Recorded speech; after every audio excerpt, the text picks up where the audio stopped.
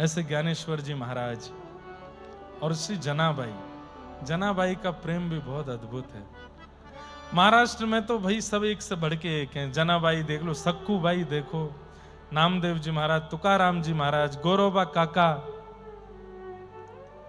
और कल हमारे कृष्णा जी रात में जिनका चोखा मेला, जिनका सुंदर वो सुना रहे थे अभंग, चोखा मेला जी, आज भी मैंने तो सुना है पंडरीनाथ भगवान आज भी उनके गांव जाते हैं। एक दिन साल में पालकी पे बैठ के उनके गांव जाते हैं, क्योंकि पुजारियों ने अंदर प्रवेश करने से मना कर दिया था।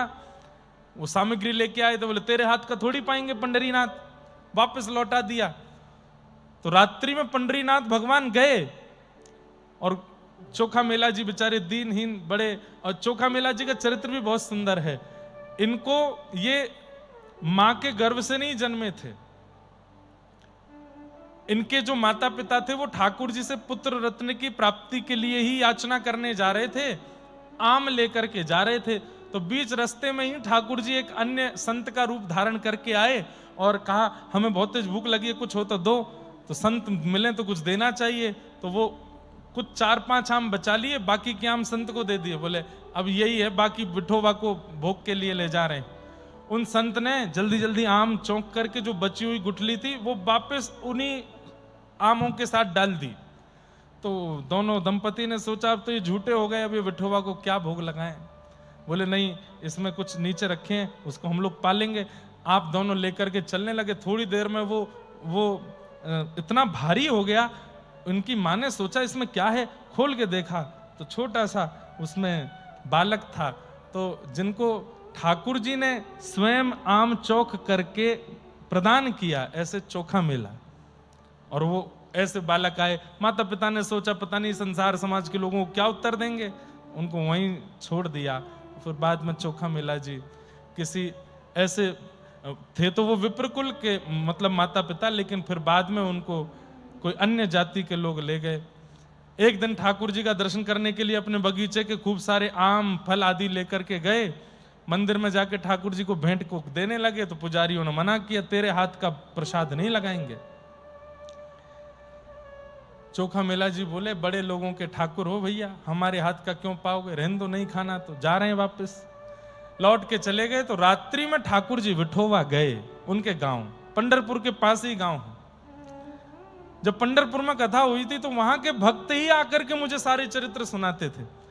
तो चोखा मेला के पास ठाकुर जी गए, बोले हमको फल खिलाओ। फल खाए, चोखा मेला ने खूब डांट लगाई। बोले बड़े होंगे ठाकुर हो गए, हमको तो मंदिर में घुसने नहीं देते। बोले मैं तो सबको घुसने देता हूं, अभी पुजारी वगैरह रोक देते, इनको क्या करूं मैं। प्रेम से पाए और बोले बाकी के बचे हुए हमारी पीताम्बरी में बांध दो। बोले क्यों, रुक्मणी भी आज भूखी हैं, सुबह तुम आए थे, तुमको अंदर नहीं आने दिया तो आज हमने भोजन नहीं किया। आज सुबह से मैं और रुक्मणी जी दोनों भूखे हैं, मैंने तो पा लिया, बाकी का बांध के ले जाता हूं, रुक्मणी को खिला देंगे। बांध के ले गए ठाकुर जी। रुक्मणी जी सुबह से भूखी बैठी हैं, ठाकुर जी लेके आए चोखा मेला के बगीचे के आम आदि जो भी फल थे दिए।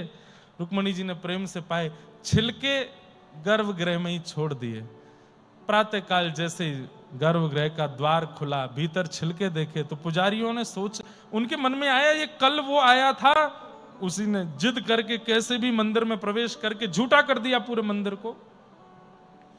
घर जाकर के उनको पीटने लगे, वहीं से चिल्लाए विठोबा मैंने तो कुछ नहीं किया, ये मुझे क्यों मार रहे हैं यहां आकर के।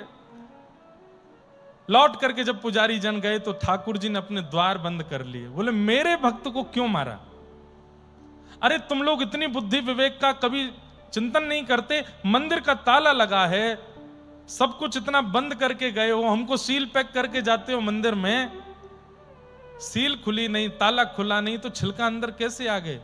यही क्यों सोचते हो कि कोई बाहर से अंदर आया हो, ये कभी तुम्हारे मन में क्यों नहीं होता कि ये चैतन्य परमात्मा भी तो बाहर जा सकता है, बाहर जाके लीला करके आ सकता है। मेरी पालकी लेके जाओ और चोखा को बैठा के नाचते गाते हुए रंग उड़ाते हुए लेके आओगे तो द्वार खोलूंगा, नहीं तो नहीं खोलूंगा। तब चोखा मेला जी बैठ करके आए पालकी पर और पंढरीनाथ इतने प्रसन्न नेत्रों में अश्रु भर आए, बहुत प्रेमी है। तो पंढरपुर, यहाँ महाराष्ट्र के भी कई भक्त हैं, उनके भी दर्शन की इच्छा। अब सुनो, ये पक्षपात क्यों करें कि इनके करेंगे उनके करेंगे। ठाकुर जी अगर मिल गए तो ठाकुर जी से कहेंगे आप मिल गए, बड़ी कृपा आपकी, अब बस एक वरदान दे दो। बोले क्या? आपके हृदय के समस्त प्रेमी भक्तों का हमको एक एक बार दर्शन करा दो बस। अब महाराष्ट्र से लेके कर्नाटक से लेके उत्तर भारत तक सब भक्तों के दर्शन करने हैं। और उन भक्त Radhe Radhe. Thanks for watching.